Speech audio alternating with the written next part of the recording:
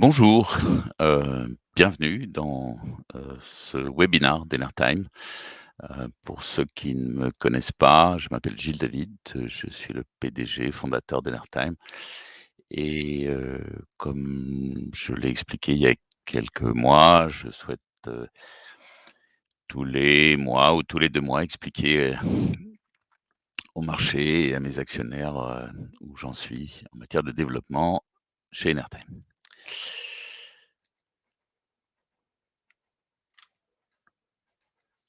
Alors attendez. Je n'a si, voilà, très bien. Avant de parler d'Enertime, je vais vous parler un peu des fondamentaux, ou enfin de la façon à laquelle, Enertime, voit le marché aujourd'hui et les raisons pour lesquelles nous on pense que la société a un grand avenir et aussi, peut-être, on souhaite participer aux réflexions concernant la transition énergétique et le futur en fait, de notre industrie et de notre société. Donc d'abord, nous on pense que l'électricité va rester à un prix élevé relativement longtemps. La raison elle est simple, c'est qu'on s'est concentré sur ce qu'on appelle le LCOE, c'est-à-dire le coût moyen d'utilisation, d'une technologie, et en fait, ce coût ne correspond pas vraiment à une valeur à retenir. Ce qui importe, c'est la valeur de l'électricité. Alors et la valeur de l'électricité, elle n'est pas liée au LCOE, elle est liée à d'autres facteurs et en particulier, l'intermittence ou la non-intermittence et la disponibilité de la production et cetera. Alors, la deuxième raison aussi, c'est que la taxe carbone, elle frappe depuis déjà quelque temps les producteurs d'électricité carbonée, mais là, elle est beaucoup plus forte qu'avant puisque on est passé d'une valeur d'à peu près 20 € la tonne de CO2, relâchée dans l'atmosphère à 60 € la tonne. Ce 60 € la tonne, ce qu'il faut savoir, c'est que sur une centrale au charbon, 1 € de plus par tonne de CO2, c'est à peu près 1 € de plus sur le mégawattheure électrique produit par la centrale au charbon. Pour une centrale turbine à gaz en cycle ouvert, c'est à peu près 0,5 € du mégawattheure et un cycle combiné 0,35. Bon, l'autre sujet, c'est que les investissements dans l'extraction des hydrocarbures et la transformation de ces hydrocarbures en électricité, se tarient depuis une dizaine d'années, pour différentes raisons. Mais une des raisons, c'est qu'on n'investit plus. L'autre raison, c'est que les centrales en particulier les centrales à gaz, cycle combiné gaz, ont eu beaucoup de mal à survivre ces 10 dernières années parce qu'elles étaient beaucoup moins appelées, qu'avant et moins une centrale est appelée et plus son électricité coûte cher et plus son électricité coûte cher et moins elle est appelée. Donc il y a une espèce de cercle vicieux qui fait que, construire des centrales à gaz aujourd'hui en Europe, ça n'a pas beaucoup de sens. Des centrales purement à gaz. Bon, par contre, ce qu'on voit, c'est qu'il apparaît, un nouvel animal dans la population des centrales de production d'électricité. Alors c'est encore très frais, il n'y a pas beaucoup d'exemples, mais ce sont des centrales à hydrogène, c'est-à-dire des centrales à gaz naturel qui ont été converties pour pouvoir brûler l'hydrogène. Et alors le dernier point, c'est qu'en fait, aujourd'hui, il n'y a pas de solution miracle pour stocker l'électricité. Et la capacité renouvelable non intermittente, elle est très insuffisante. C'est-à-dire que si on s'appuie simplement sur la capacité renouvelable non intermittente pour, f assurer, la garantie de la production d'électricité sur le réseau, c'est juste pas possible. Et même si on rajoute les centrales nucléaires, bien sûr, ça devient possible. Ça devient possible à l'échelle de la France, ça devient certainement pas possible à l'échelle de l'Europe. Alors, pour, un peu, illustrer mon propos, je pense que certains de vous connaissent peut-être cette figure, enfin cette image qui a été en fait, conçue, en 2012 par, ce qu'on appelle le California ISO, qui est le réseau électrique californien. Et on appelle ça la courbe canard de Californie et cette courbe qui était imaginée en 2012 se vérifie très, très bien en 2020. C'est-à-dire qu'au fur et à mesure qu'on équipe en solaire, les maisons californiennes, eh bien, l'appel électrique au moment en plein quand le soleil, tape le plus fort sur la Californie, devient de plus en plus faible. C'est-à-dire plus on installe évidemment, des systèmes d'autoconsommation, moins le réseau a besoin d'électricité pendant cette période. Donc nous, ce qu'on pense et on n'est pas les seuls à penser ça, c'est que du fait du développement du solaire, le prix du kilowattheure électrique va devenir très faible à certaines périodes, heu en particulier en pleine journée, en plein été, lorsqu'il y a beaucoup de soleil et va devenir aussi faible quand il y a des grands vents, dans le nord de l'Europe et où à ce moment-là, les éoliennes vont marcher à plein et que le prix va être beaucoup plus élevé en pleine nuit et par temps calme. Ce prix très faible qui, est déjà qui enfin qu'on aperçoit déjà puisqu'on connaît le prix, heure par heure sur le marché européen, pays par pays. On voit assez facilement qu'on pourrait descendre à des valeurs théoriquement très faibles, si bien sûr on équipait bien plus qu'on équipe aujourd'hui le réseau européen. C'est-à-dire que si, comme l'a expliqué la CRE, pas la CRE, la RTE récemment, on va mettre, je je sais plus quel est le chiffre, mais c'est de l'ordre de centaines de milliers de mégawatts, d'installations solaires. Bien évidemment, à ce moment-là, le prix de l'électricité va beaucoup baisser, en pleine journée parce qu'il y aura beaucoup plus d'électricité que nécessaire sur le réseau. C'est là où l'hydrogène intervient, c'est que cette électricité qui est vraiment pas chère, elle va être transformée en hydrogène. C'est-à-dire qu'en fait, on va avoir un marché électrique à 2 vitesses. Une partie du temps, l'électricité sera de très bon marché et une partie du temps, l'électricité sera très chère. Et en fait, la rentabilité, des centrales se mesurera à la valeur moyenne de l'électricité qu'elles vendent. Ce qui veut quand même dire que les centrales solaires risquent, de voir leur rentabilité baisser. Alors, pas celles qui ont des tarifs, bien sûr, parce que ça, c'est des tarifs garantis, mais je pense que les centrales, par exemple, les centrales qui vendent directement à des industriels, je pense qu'il faut alors peut-être pas tout de suite, mais dans quelques années ou dans quelques dizaines d'années, ça deviendra, un peu difficile de monter des opérations rentables. Donc au final, l'hydrogène, l'intermittence et le renouvelable et la base, en dehors des périodes où le renouvelable produit beaucoup, sont des sujets, absolument fondamentaux de la production d'électricité. Alors, ce qu'il faut voir, c'est que l'électricité va représenter, une part de plus en plus importante de l'énergie finale consommée. C'est-à-dire que, les voitures vont rouler électriques, les procédés industriels vont être électrifiés. Il y a énormément de consommateurs supplémentaires qui vont être ajoutés, heu, sur le réseau électrique. En même temps, qu'il y a un objectif de réduire la consommation d'énergie finale de 40. Donc et ça, c'est pour la France. La Belgique, c'est quasiment une augmentation de 100 de la production d'électricité. Sachant que la Belgique va fermer bientôt ses centrales nucléaires, donc il y a vraiment un mur de production électrique à compenser.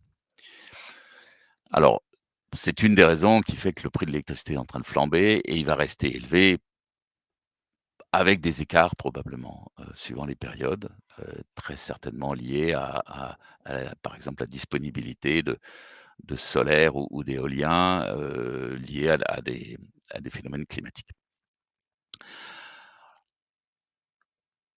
La réalité de notre activité nous, Enertime, c'est que pendant, quasiment, 5 ans, alors je vois que le 9 est parti de ma slide, c'était pas voulu, mais entre 2014 et 2019, l'électricité valait très bon marché pour les industriels et donc il y avait aussi un malthusianisme, enfin une espèce de volonté de ne pas faire d'efficacité énergétique électrique et donc il y avait très peu de projets et ces projets étaient peu rentables puisque pas du tout aidés, quoi.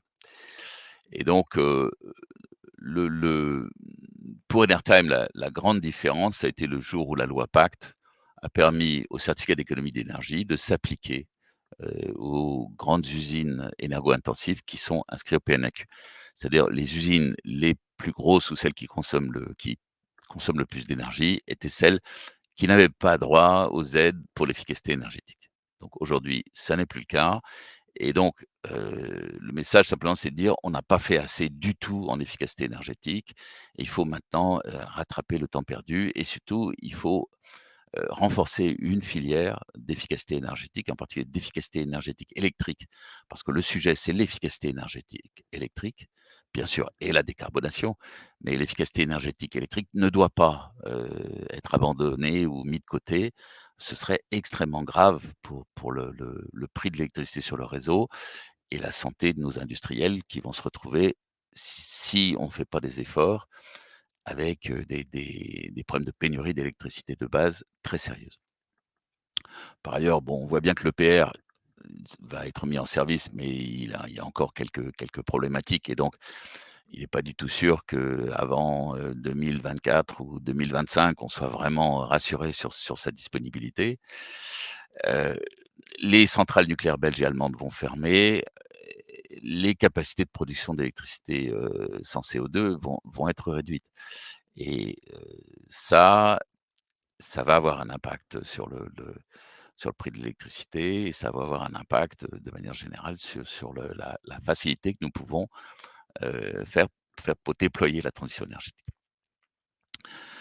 Alors, en fait, donc, le monde n'a pas investi ni dans les capacités, de stockage, puisqu'aujourd'hui on en est encore à considérer que le renouvelable peut continuer à être développé sans faire attention aux problèmes de stockage et pas d'efficacité énergétique.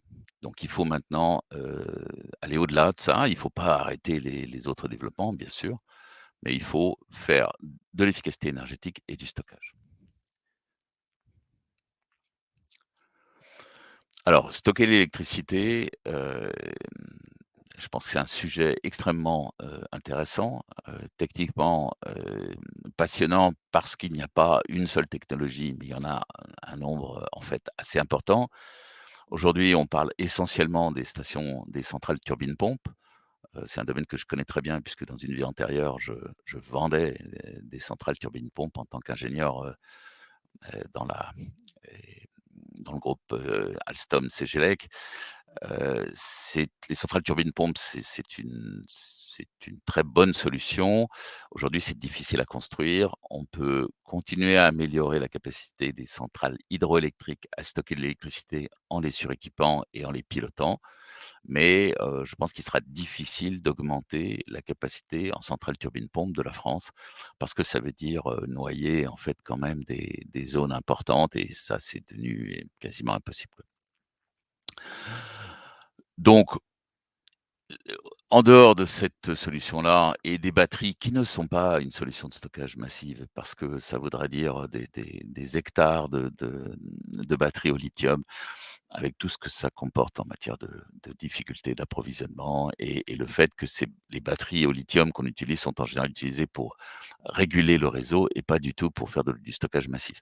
Tous les projets que vous voyez, sur, des grandes, fermes de batteries, de stockage d'électricité, c'est essentiellement, pour stocker sur 1 heure ou 2 le temps de pouvoir, mobiliser d'autres ressources énergétiques et éviter une panne du réseau. Enertime discute actuellement avec un fabricant de systèmes de stockage d'électricité qui est la société Stolect. Mais bon, Stolect est une excellente technologie. Elle ne résoudra qu'une partie du problème avec d'autres technologies comme le stockage d'air comprimé, des technologies de ce type qui ont leur intérêt. Il faut trouver des moyens beaucoup plus massifs et ce stockage massif, on va le faire avec de l'hydrogène. C'est-à-dire que, la réalité, c'est que lorsque le renouvelable, sera en excédent sur le réseau, on l'utilisera pour faire de l'hydrogène. Enfin, c'est ce que nous pensons. Heu, pourquoi, le renouvelable excédentaire? C'est enfin le renouvelable excédentaire ou le nucléaire excédentaire, mais de toute façon, au moment où le renouvelable est excédentaire, toutes les centrales sont excédentaires et donc l'électricité excédentaire, qu'elle soit nucléaire ou renouvelable ou ce qu'on veut, elle sera utilisée pour faire de l'hydrogène. Pour des raisons, alors à discuter, mais qui nous semblent assez évidentes, cet hydrogène devra être produite au pied, des centrales qui produisent l'électricité parce qu'en fait, le réseau, lui-même coûte aujourd'hui de l'ordre de 15 € du mégawattheure. Donc si vous rajoutez 15 € du mégawattheure, ben, vous allez multiplier par 2 à peu près le prix de votre électricité et donc vous allez multiplier par 2 le prix de votre hydrogène. Ce qui à mon avis n'est pas souhaitable et ne fonctionnera pas, quoi. Donc nous pensons que l'hydrogène a un grand avenir pour stocker l'électricité et nous pensons que cet avenir, il est d'installation décentralisée, c'est-à-dire au pied de là où vous produisez l'électricité.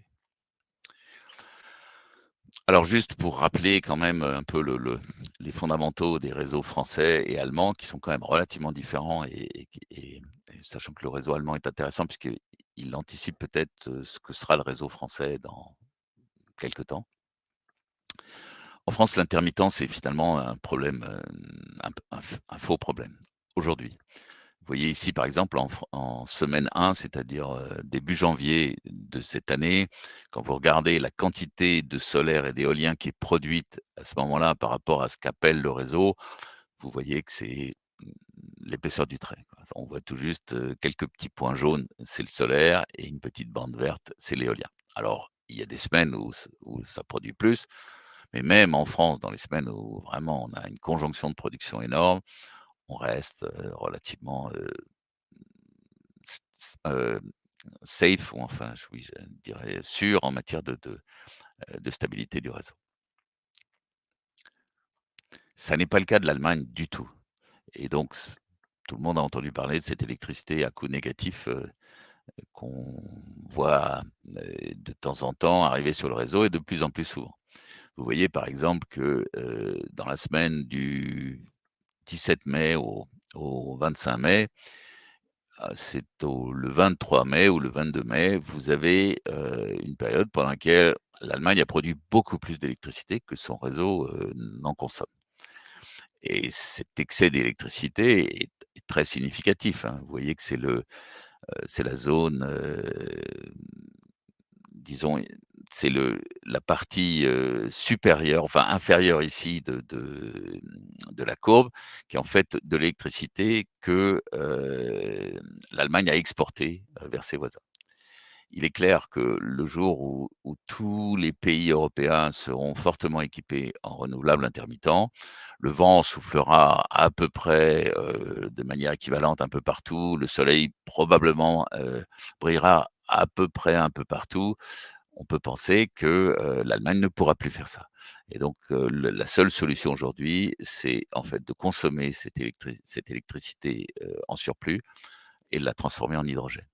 Et donc, la stabilité même du réseau, sous réserve qu'on ne veut pas déconnecter les centrales éoliennes ou solaires, la stabilité du réseau, elle sera, la conséquence aussi de ces grandes usines de production d'hydrogène, distribuées un peu partout sur le territoire, qui, produiront l'hydrogène au moment où,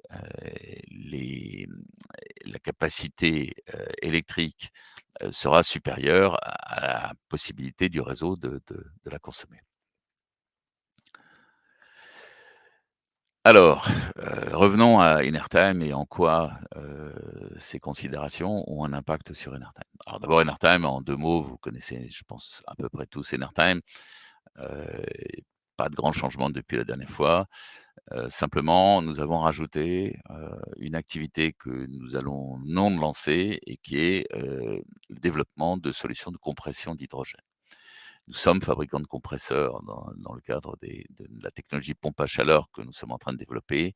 Nous avons considéré et je vous ai expliqué pourquoi, nous allons développer un certain type de compresseur qui nous paraît, particulièrement pertinent, suite à ce qu'on a vu, précédemment sur le marché futur de l'hydrogène. Alors, revenons, maintenant à notre activité principale qui est celle des ORC. Les ORC, c'est donc des machines qui permettent aux industriels d'économiser l'électricité. Heu,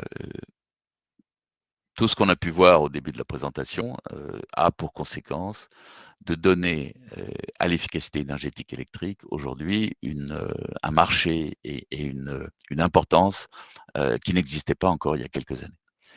Cette importance, elle est liée au prix, bien sûr, de l'électricité. On fait bien des efforts en matière d'efficacité énergétique quand le prix de l'électricité est élevé et que ces efforts, sont, je dirais, rentables. Aujourd'hui, quand on est un industriel et qu'on veut économiser de l'électricité, une solution comme les ORC est devenue, je dirais, presque incontournable. Ça ne veut pas dire que tous les industriels vont se lancer dans les ORC, mais nous pensons qu'aujourd'hui, il est assez facile de montrer la pertinence d'une solution ORC.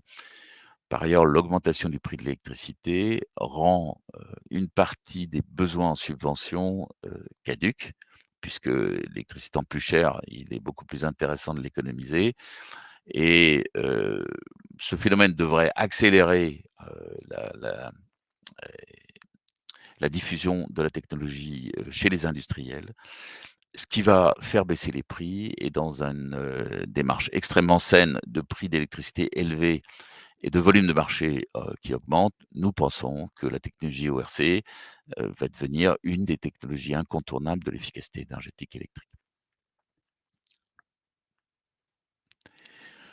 En 2 mots, je rappelle simplement donc le cycle ORC, c'est un cycle thermodynamique classique. En fait, c'est le cycle des centrales à vapeur.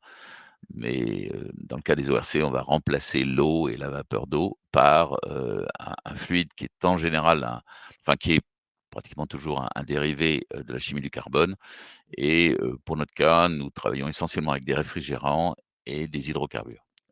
En particulier ce qu'on appelle des alcanes, c'est-à-dire, toute la gamme des composés, hydrocarbures, utilisant des atomes de carbone comme, le cyclopentane, le butane, le propane.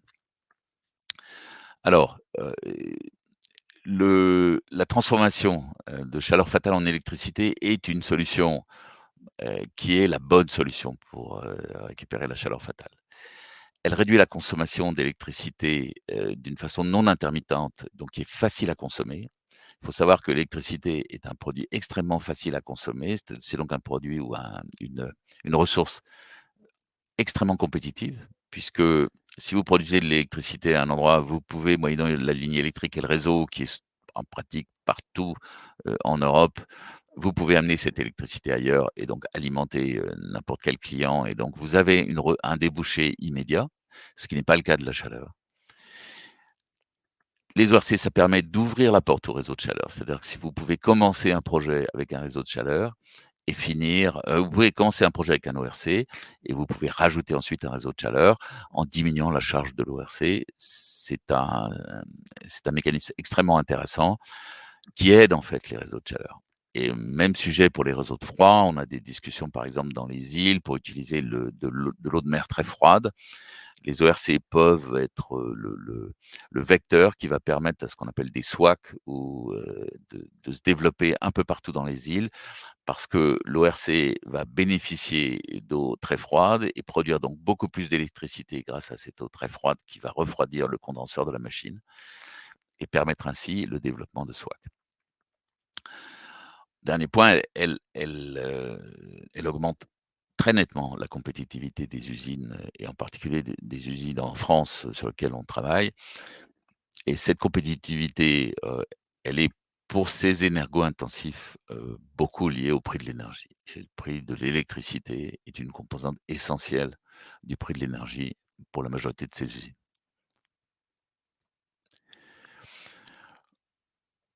Je vous représente le schéma que j'avais enfin la courbe que j'avais déjà présentée lors d'un précédent webinaire pour vous dire que je suis confiant que la société, est sur des rails, qui vont lui permettre d'arriver assez rapidement à l'équilibre financier.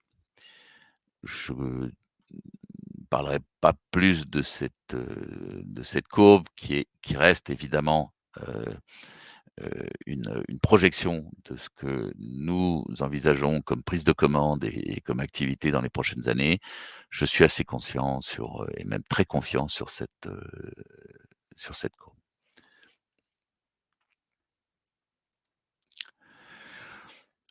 Le modèle énergie circulaire que vous connaissez peut-être déjà bien, consiste à vendre nos machines comme un service. Je pense que c'est une partie de l'avenir de l'industrie et d'offrir à ses clients autre chose que simplement la vente d'équipements. Dans notre cas, c'est non seulement plus de la vente d'équipements dans le cas d'énergie circulaire, mais c'est la vente de services liés à nos équipements.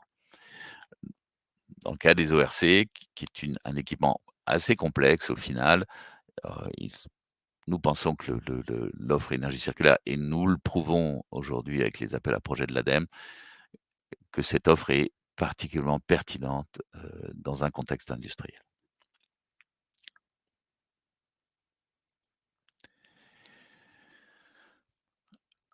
Parlons rapidement de nos marchés ORC. Le marché ORC, aujourd'hui, est un marché de niche, qui concerne essentiellement des usines, disposant de grandes quantités de chaleur fatale, et des chaleurs fatales en général à haute température.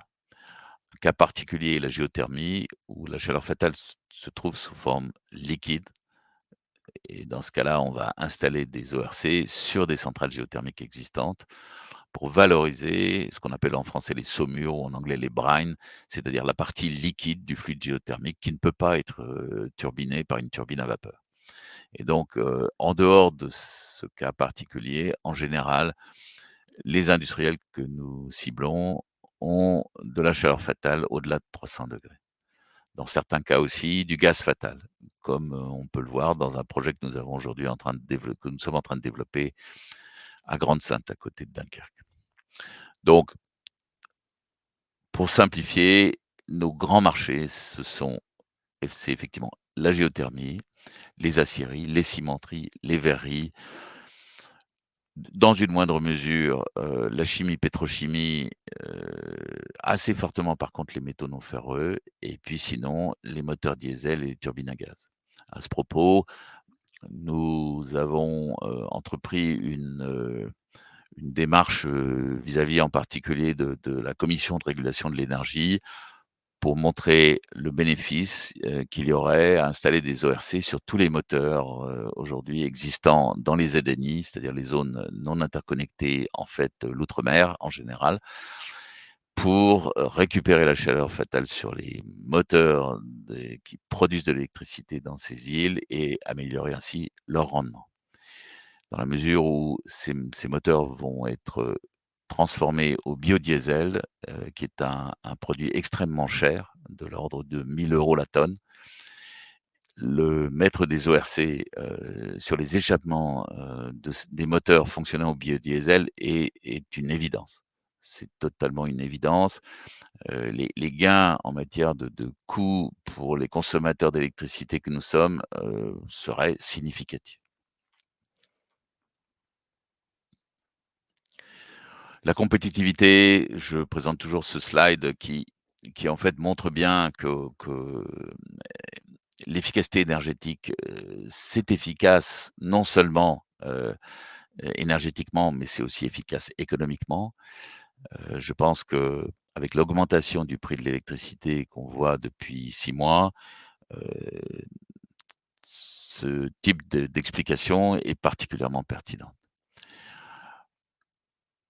Alors, clairement, on ne parle pas ici, par exemple, de solaire, du solaire, qui pourrait produire, dans le désert, chilien, ou éventuellement de l'éolien qui pourrait produire, dans une zone extrêmement ventée, du nord de l'Europe. On parle de l'éolien et du solaire dans nos régions, et c'est aussi un phénomène qui est important et sur lequel il faut insister. C'est que la compétitivité du solaire et de l'éolien n'est pas en cause, mais il ne faut pas confondre, le solaire, à Maubeuge, et le solaire, en Andalousie. C'est pas du tout le même rendement, et c'est pas du tout le même coût de l'électricité, et faire venir de l'électricité d'Andalousie, ça coûte quand même relativement cher en transmission. Donc il y a forcément un équilibre qui va se créer entre l'intérêt d'une source intermittente pas chère et l'efficacité énergétique ou l'utilisation d'hydrogène pour essayer de stocker cette énergie intermittente pas chère et la rendre non intermittente. Donc je pense qu'on est aujourd'hui dans une démarche, globalement, qui est positive et qui est vertueuse de réfléchir, tous les acteurs de la transition énergétique à ce que sera le futur de l'énergie, dans nos pays. Je pense que RTE, vient de sortir une étude qui est tout à fait intéressante et qui valide, je pense, la la la solution et la stratégie qu'il faut adopter. Cette stratégie passe, je le répète, en particulier par de l'efficacité énergétique. Autre sujet, c'est la compétition. Donc, clairement, Enertime est en compétition avec des très gros acteurs, mais ces très gros acteurs, ont aussi, des marchés sur lesquels, heu, ils sont, plus pertinents et des marchés sur lesquels ils sont pas ou peu pertinents.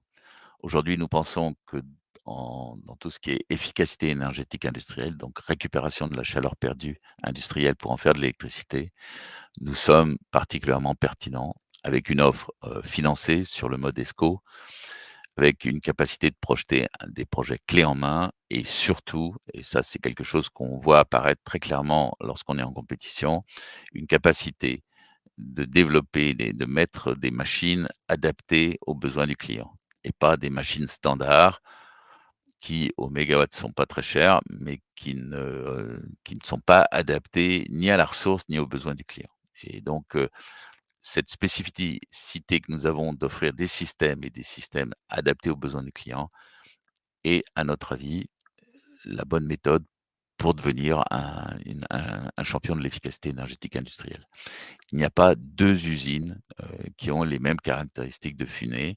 Les solutions, clés en main sont absolument indispensables pour arriver à en tirer le maximum d'une usine.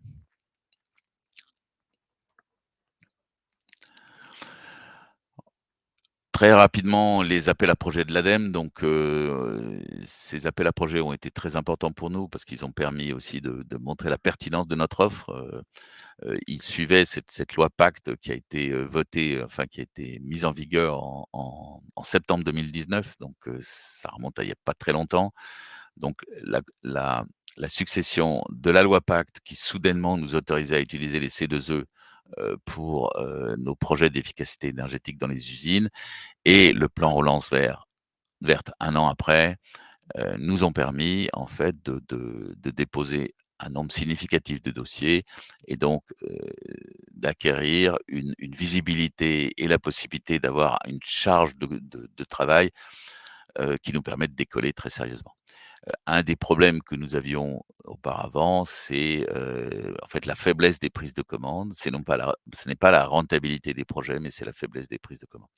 Aujourd'hui, nous pensons que cette faiblesse, est du passé. Nous avons encore du travail à faire pour transformer ces projets en commandes, mais nous sommes très confiants sur ces déjà 3 premiers projets que nous avons en France. Et je ne parle pas des projets que nous discutons à l'étranger, qui devraient arriver, dans les prochains mois, si c'est pas, plus rapidement, à mesure que, le comment dire?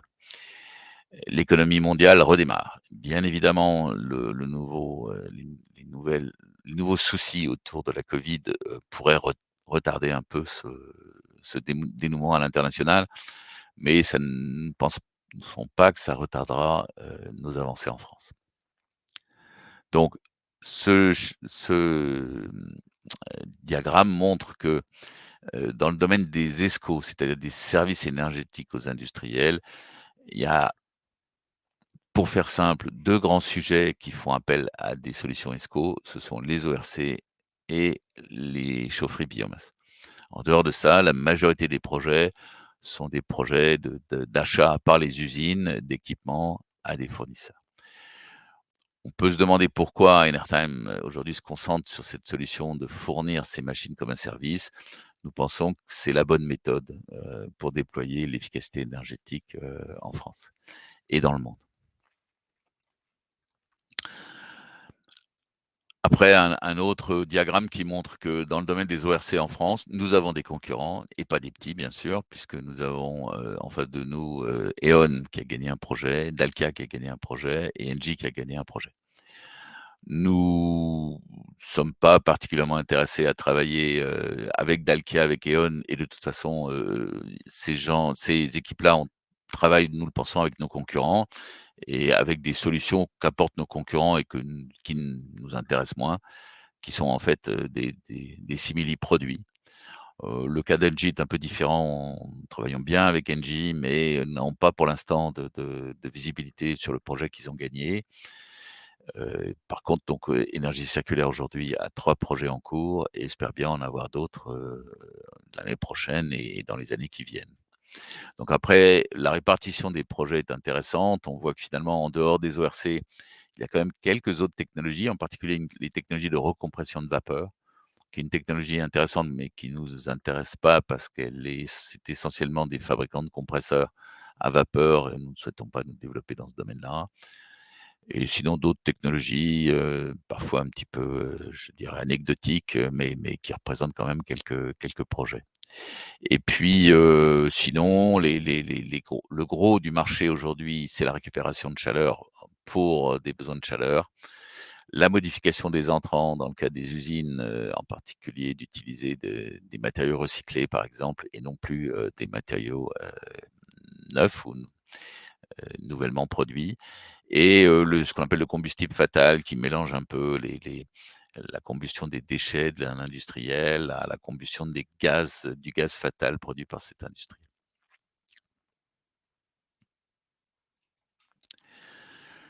Je redonne, cette slide déjà montrée lors des précédents, séminaires ou webinars. Nous avons maintenant effectivement 3 projets qui ont été validés, par l'ADEME. Le quatrième est en discussion. Ces 3 projets suivent leur cours. Il y a des discussions avec les clients industriels. Il y a des choix technologiques qui doivent être faits et qui, dans certains cas, réorientent un peu le projet, mais aucun de ces projets aujourd'hui ne nous paraît, hem, ni en difficulté, ni en risque de ne pas se signer et donc nous sommes confiants que ces projets-là se transformeront en commandes en 2022. Nous sommes d'autant plus confiants, que le prix de l'électricité, a tellement augmenté sur le réseau français qu'il faudrait, vraiment un cataclysme pour que ces industriels, ne se lancent pas dans l'efficacité énergétique électrique, qui va devenir, à notre avis, un des sujets les plus prégnants des prochaines années pour les industriels.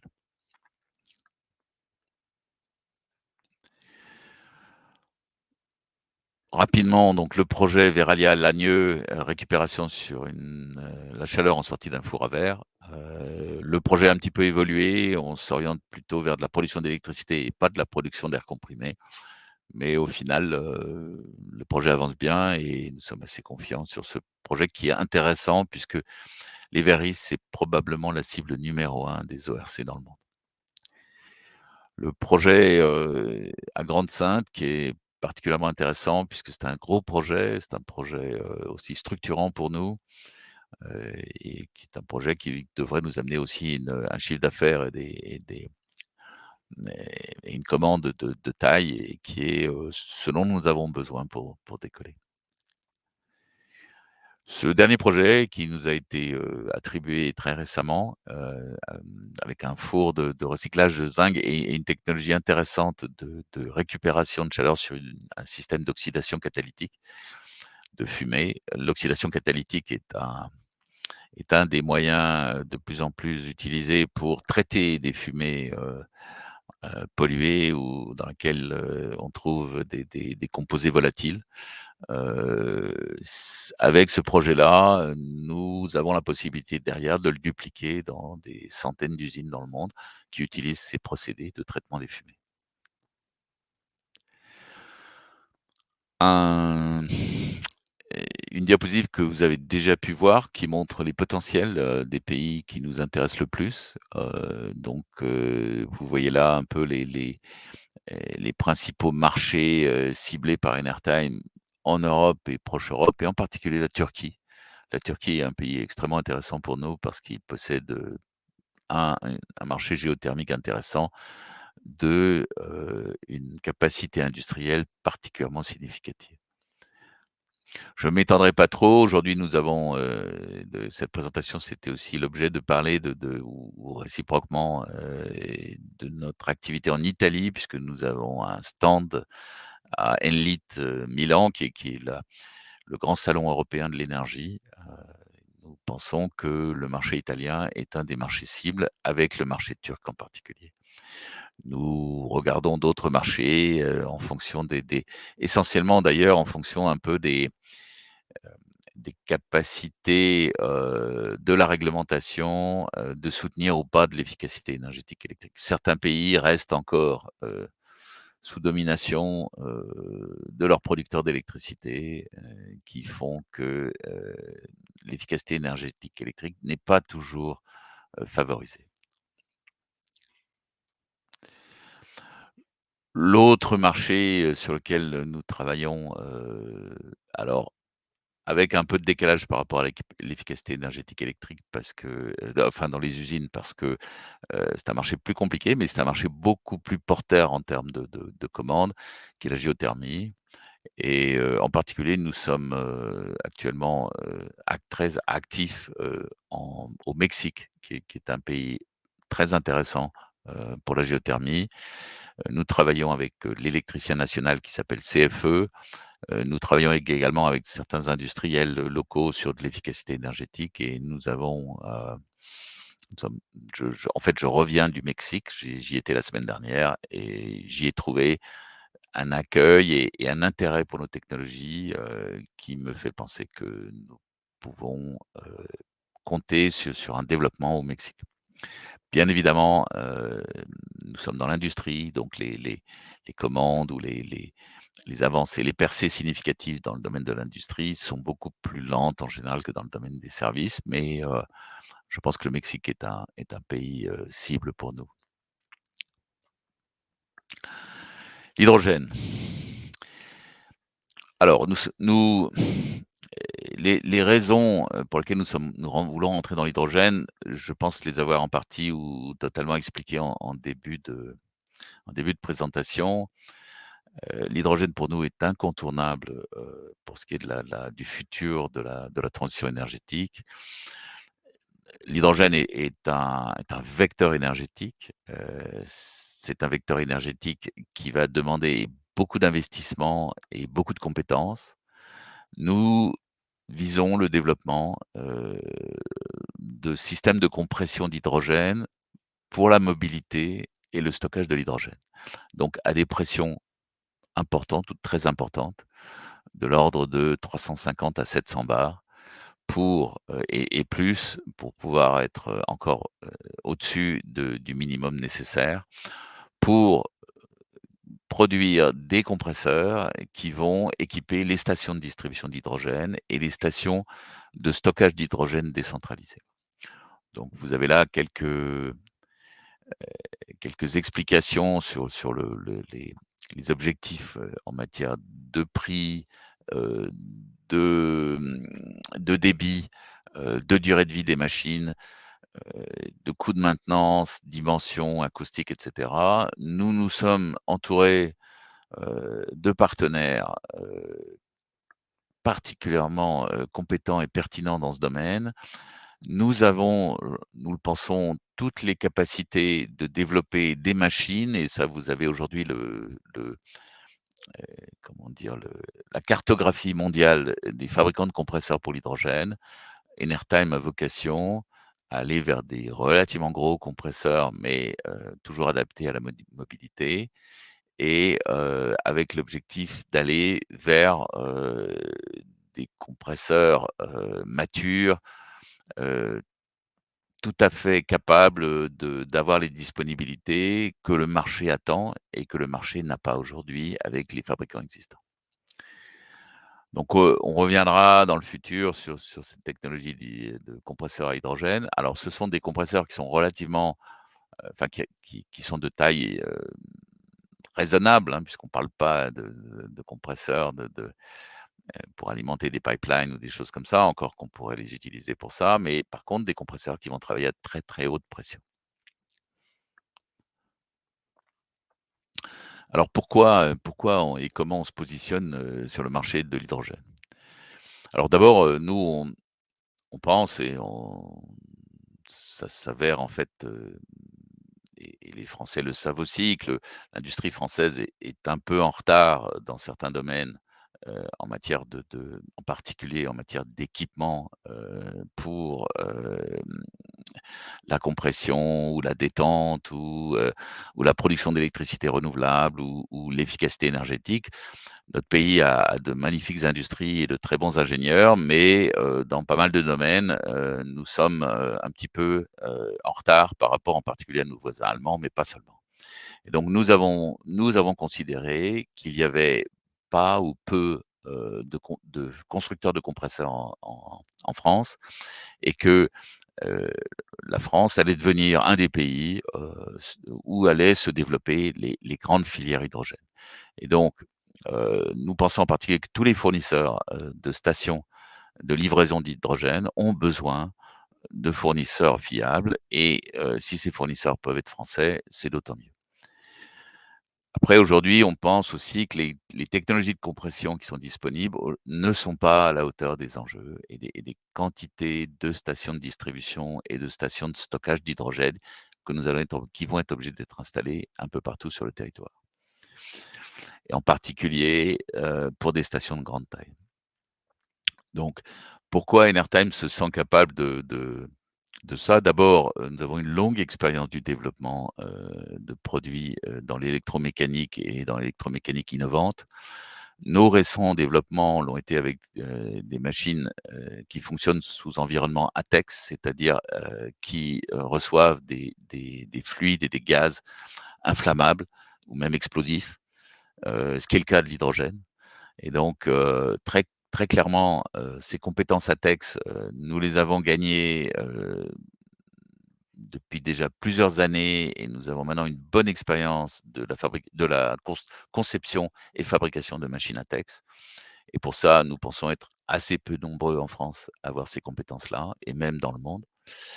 Et de manière générale, nous avons, je pense, acquis une compétence en matière de développement de produits et de produits complexes, à forte valeur ajoutée, dans le cadre de nos développements de turbines de détente de gaz ou d'ORC. Et donc, nous pensons être, tout à fait, dans l'esprit et la compétence, pour réussir à devenir un fournisseur, de la filière hydrogène française et internationale. Par ailleurs, il nous semble que, dans un contexte où, la production d'électricité décentralisée va imposer une production d'hydrogène décentralisée, nos machines ORC, vont être associées, dans un certain nombre d'applications avec des systèmes de compression d'hydrogène pour pouvoir stocker pendant les périodes de la journée où l'électricité est très bon marché sur le réseau, heu, de l'hydrogène qui pourra être utilisé après, pour produire de l'électricité ou peut-être mieux pour alimenter, des flottes captives, qui, seront associées aux usines dans lesquelles nous allons mettre nos ORC. Nous nous avons une vision, du futur de l'énergie comme un futur, décentralisé, mais très technologique et sur lequel nos machines, et la compression d'hydrogène ont, beaucoup de chemin à faire ensemble. Alors, notre projet IRECO, qui est le projet que nous avons annoncé hier et pour lequel nous avons déposé une demande et obtenu un financement de la région Île-de-France et de BPIFrance, nous permet, de viser, donc une première étape, avec des objectifs assez clairs, qui est de développer des solutions pour, la mobilité avec, de l'hydrogène compétitif par rapport au prix, du carburant aujourd'hui. Vous avez là un schéma qui vient pas de moi, mais qui a été produit par AFIPAC, qui est l'association française, qui, explique les différents besoins, dans le domaine de la mobilité. Ces besoins sont résumés, entre le vélo et au bout le train, les quantités d'hydrogène nécessaires et la rapidité avec laquelle il faut remplir les réservoirs d'hydrogène. Donc ces 2 aspects en général, les réservoirs sont à 350 ou 700 bars. Donc c'est sur ces créneaux-là que nous allons travailler. Alors peut-être plus, sur la mobilité, un peu lourde, moins sur la mobilité légère, encore que, finalement le marché dira, laquelle, est la plus pertinente. Pensons que la mobilité lourde est certainement pertinente. La deuxième application, de cette technologie, et de l'hydrogène, c'est clairement, d'alimenter, les futures, centrales de production d'électricité, de base ou disons de pointe, sans CO2 avec de l'hydrogène et ces centrales pour nous seront essentiellement, des turbines à gaz, en cycle combiné ou en cycle ouvert ou des moteurs à gaz transformés du gaz naturel vers l'hydrogène. Dans ces conditions-là, si, on peut arriver à produire de l'hydrogène à des prix raisonnables, pour alimenter ces unités, on aura un peu partout sur le territoire, des centrales de production d'électricité de pointe ou de base qui fonctionneront avec de l'hydrogène. Et donc pour alimenter ces centrales, il sera nécessaire d'avoir des productions, décentralisées pour éviter de trop transporter l'hydrogène. Éventuellement, on utilisera des pipelines, mais pas seulement et même si on utilise des pipelines, il faudra des compresseurs pour alimenter ces pipelines. Donc nous sommes, tout à fait intéressés par ce marché, qui est le deuxième marché pour nous et qui est assez lié d'ailleurs au marché des ORC, puisqu'on pense que dans certains cas, on pourra aussi combiner des ORC avec des centrales à hydrogène pour, bénéficier de l'électricité produite par l'ORC alors que le prix du réseau est très bas. Dernier point, la finance. Je pense que vous êtes tous, ou beaucoup d'entre vous sont, soucieux, de notre capacité à financer notre développement. D'abord donc je vous confirme que nous avons aujourd'hui utilisé seulement 1 million d'euros des 10 millions d'euros que nous avions, obtenus il y a 1 an, sous forme de d'Irnan. Notre objectif est de ne pas toucher à ces ODIRNAN, mais c'est une sorte de parachute ou de garantie qui nous permet d'avancer, en particulier dans le développement de nos projets, en montrant la crédibilité de notre approche et donc nous continuerons à avoir cette ligne au moins pour 1 an. Notre objectif est de ne pas y toucher. En parallèle, nous avons lancé une opération, maintenant de recherche d'investisseurs et d'investissement pour Énergie Circulaire et les SPV que Énergie Circulaire a créés. Aujourd'hui, Énergie Circulaire a créé 3 SPV correspondant aux 3 projets dont j'ai parlé plus haut. Dans tous les cas, si cette levée de fonds arrive pas à temps, nous avons déjà des accords avec des fonds d'infrastructure pour financer les premiers SPV des projets qui vont se déboucler dans les prochains mois. Heu, Nous discutons avec quelques acteurs pour une augmentation de capital éventuelle d'Enertime, mais nous ne souhaitons pas aujourd'hui, diluer, les actionnaires d'Enertime, au vu de la valeur de l'action. Par ailleurs, donc nous commençons à mettre en place les contrats de subvention avec l'ADEME pour les 3 projets que nous avons gagnés, ce qui nous donne de la trésorerie, et nous permet d'avancer dans le développement de ces projets. Et enfin, nous avons demandé un prêt de 500 € à Bpifrance que nous avons obtenu et donc je suis très confiant sur nos capacités dans les prochains mois et les prochaines années de financer notre développement et l'objectif, c'est de le faire en impactant le moins possible, la le capital d'Enertem actuellement parce que je considère que la valeur de l'action est tout à fait insuffisante pour que, je nous diluons encore plus les actionnaires. Donc je compte sur vous pour me faire confiance et supporter la société, dans son développement. Lorsque les conditions seront meilleures, mon objectif est d'essayer de faire une augmentation de capital, en privilégiant les actionnaires existants. Mais pour l'instant, les conditions ne sont pas remplies puisqu'il nous semble que la valeur de l'action est pas suffisante pour que nous lancions dans cette opération-là. Voilà. Je pense en avoir fini. Oui, et je vais passer aux questions que vous avez pu me poser. Alors, je vais essayer de les faire dans l'ordre. Alors, je ne sais pas si c'est l'ordre d'arrivée ou alors, attendez, on va prendre l'ordre de date. Bon. Alors, la première question de monsieur Loisel: «Quel délai entre une subvention ADEME et une signature avec l'industriel concerné et ensuite le début des travaux?» Alors, le délai entre la subvention de l'ANEN et la signature avec l'industriel, c'est, c'est malheureusement, pas très facile de fixer très précisément la durée. Ce qu'on peut dire, c'est que sauf interruption, il est entre 6 mois et 1 an. C'est-à-dire que les premiers projets, en particulier le premier projet Veralia, a eu, quelques, je dirais, quelques détours avant de se concrétiser mieux, ce qui a retardé un peu les négociations avec le client, mais ces négociations maintenant, elles avancent assez rapidement.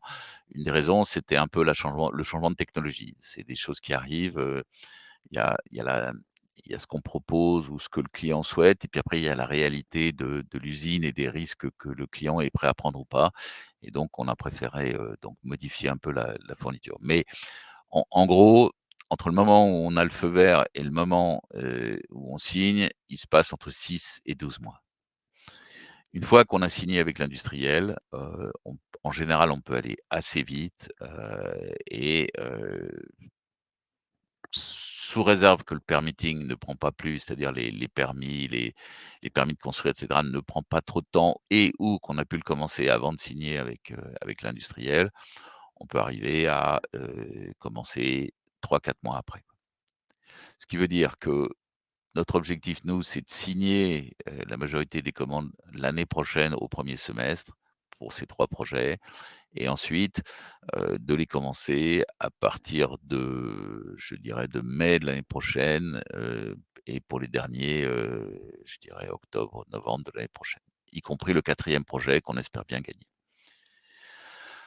Alors la deuxième question, concerne Enogia.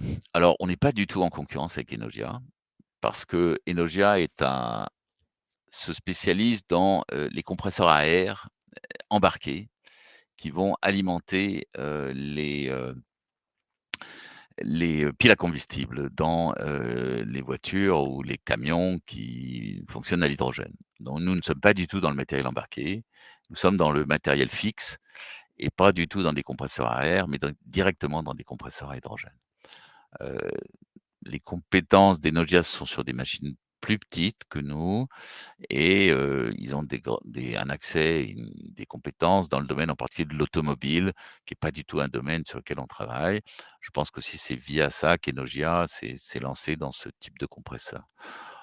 De notre côté, nous ne nous intéressons pas aux équipements pour l'automobile, sachant que nos compresseurs, par contre, équiperont les stations, de fourniture d'hydrogène à la mobilité, donc éventuellement aux automobiles et à tous les véhicules qui vont utiliser les piles à combustible.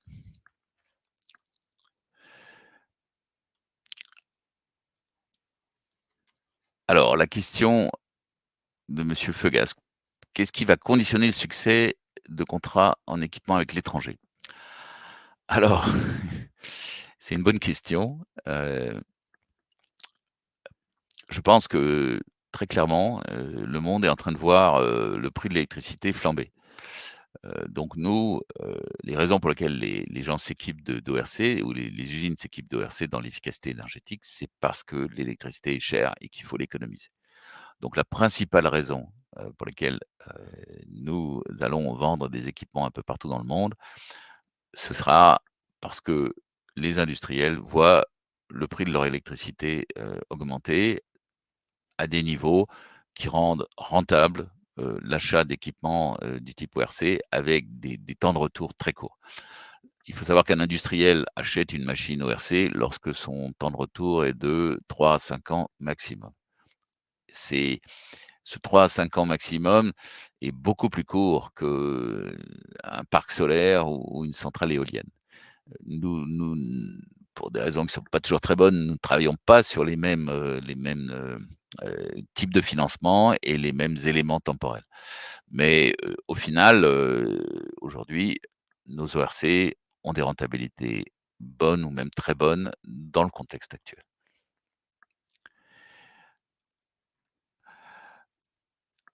Alors, le montant de l'augmentation de capital d'Enertime, aujourd'hui, comme je vous l'explique, je pense que le cours, d'aujourd'hui est trop bas pour qu'on fasse une augmentation de capital, significative sur Enertime.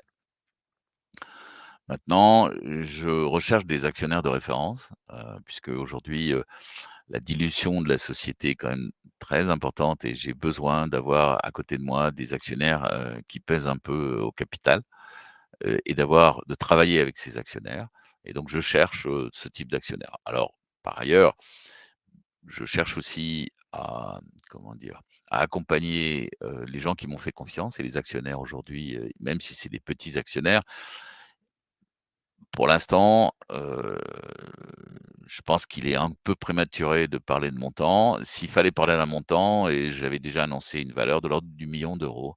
Je cherchais 1 million d'euros auprès d'un actionnaire, capable d'avoir une certaine stabilité pour et m'accompagner dans le développement de la société. Je suis tout à fait, à l'écoute de toute, société qui viendrait nous voir. On discute avec un certain nombre d'investisseurs potentiels, mais aujourd'hui, je n'ai pas de confirmation. Je pense avoir répondu à toutes les questions, à moins que j'ai raté non, je pense pas. Donc, si vous avez des questions, ah, oui, encore une question. Donc, je suis optimiste sur la réalisation des contrats à l'étranger. Oui, je suis bien sûr optimiste sur la réalisation des contrats à l'étranger. Pour faire simple, nous avons des discussions assez avancées en Chine, nous avons des discussions assez avancées en Thaïlande, nous avons des discussions assez avancées en Inde, en Turquie, au Mexique, en Italie. Mais de là, si vous voulez, on est quand même dans des domaines où d'abord on est en compétition avec des multinationales et donc parfois on se fait voler des projets, hein, ça il faut le dire. Et deuxièmement, ben, les décisions en matière d'investissement, surtout pendant la période covid, sont difficiles, hein, et ça fait 2 ans que les industriels quand même, étaient plutôt dans l'attente. Sauf en France, bien sûr, mais en France, c'est grâce à l'État parce que sinon, si les industriels avaient dû se lancer dans des investissements, sans l'aide de l'État, je pense que ça aurait été plus difficile. D'ailleurs, je pense qu'aujourd'hui les pénuries sont liées à un manque d'investissement, très clairement, et d'autres raisons, mais c'est une des raisons. Quant à la faible dilution,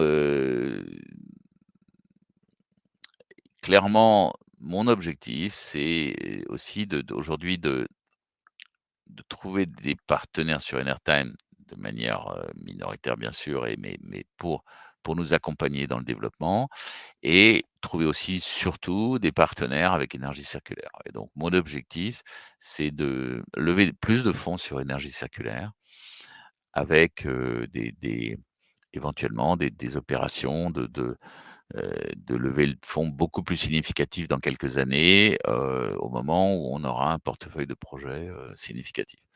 Je vous cache pas que, bien évidemment, passer de 3-4 projets en France à, un pipe de projets à l'échelle de l'Europe ou du monde entier, ça demandera plusieurs années, ça c'est sûr.